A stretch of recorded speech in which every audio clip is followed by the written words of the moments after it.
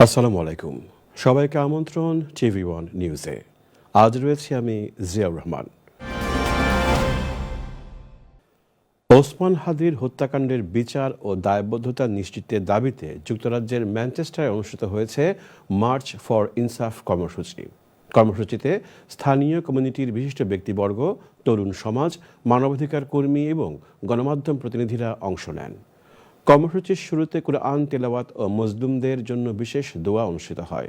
অনুষ্ঠানে স্বাগত বক্তব্যে ইনকিলাব মঞ্চ ম্যানচেস্টারের কনভেনর মুহসিন আহমেদ বলেন, ইনকিলাব মঞ্চের অবস্থান স্পষ্ট, ন্যায় বিচার নির্বাচনী অঙ্কের ঊর্ধ্বে এবং কোনো শক্তির প্রতি নিঃশর্ত সমর্থন দেয়া হবে না।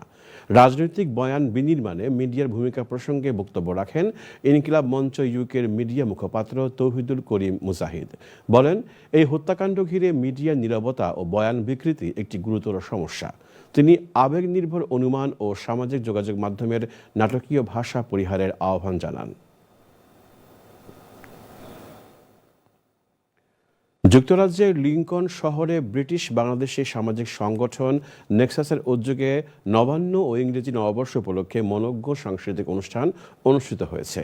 শহরের একটি কমিউনিটি সেন্টারে দিনব্যাপী এই অনুষ্ঠানে আয়োজকরা জানান, সুস্থ ধারার বাংলা সংস্কৃতির চর্চার সাথে প্রবাসে বেড়ে ওঠা নতুন প্রজন্মকে পরিচয় করিয়ে দেওয়া এবং তাদের এই চর্চায় আগ্রহী করে তুলতেই এই আয়োজন। অনুষ্ঠানে লিঙ্কন সহ আশেপাশের বিভিন্ন শহর থেকে আসা নারী, পুরুষ ও শিশু কিশোরদের স্বতঃস্ফূর্ত অংশগ্রহণ লক্ষ্য করা যায়। কবিতা আবৃত্তি ও সঙ্গীত পরিবেশনার মাধ্যমে স্থানীয় শিল্পীরা তুলে ধরেন বাঙালির ঐতিহ্য ও সংস্কৃতি।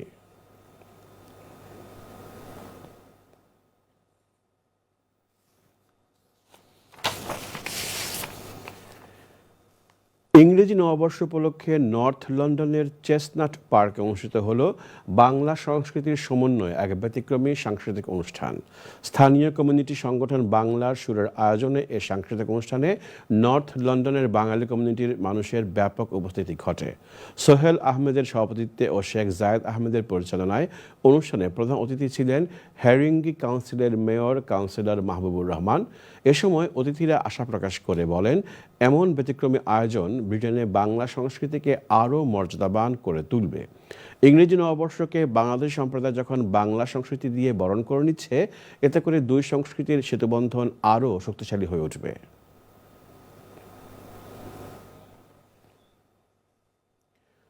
লিওপোল্ড কমিউনিটি কালচারাল অ্যাসোসিয়েশনের তৃতীয় বার্ষিক সভা ও নির্বাচন অনুষ্ঠিত হল পূর্ব লন্ডনের একটি রেস্টুরেন্টে।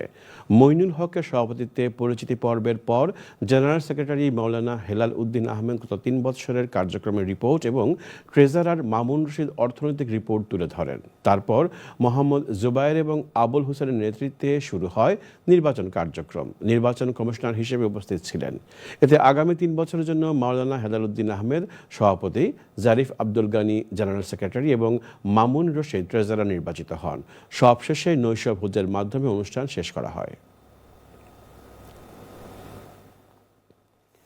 জার্মানির ফ্রাঙ্কফুর্ট শহরে বসবাসরত বাংলাদেশিদের সামাজিক সংগঠন ফ্রেন্ডস অ্যান্ড ফ্যামিলিজ সমিতির উদ্যোগে সম্প্রতি এক আনন্দঘন শীতকালীন পিঠা উৎসব অনুষ্ঠিত হয়েছে। প্রবাসে বসবাসরত বাংলাদেশিদের মধ্যে সৌহার্দ্য, ভ্রাতৃত্ববোধ ও সাংস্কৃতিক ঐক্য গড়ে তোলার লক্ষ্যে সংগঠনটি নিয়মিত বিভিন্ন সামাজিক ও সাংস্কৃতিক কার্যক্রম পরিচালনা করে আসছে।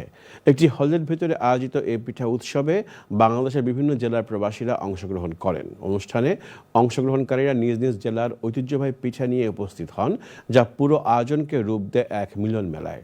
শিশুদের জন্য আলাদা খেলাধুলার আয়োজন করা হয়। এছাড়া নারী ও পুরুষদের জন্য পৃথক খেলাধুলার আয়োজন করা হয়, যা অত্যন্ত সুন্দর ও সুশৃঙ্খলভাবে সম্পন্ন হয়। আলোচনার সময় জার্মানিতে বসবাসরত সম্মানিত শুভাকাঙ্ক্ষীরা দিক নির্দেশনামূলক বক্তব্য রাখেন এবং সংগঠনের উত্তরোত্তর অগ্রগতি ও সফলতা কামনা করেন।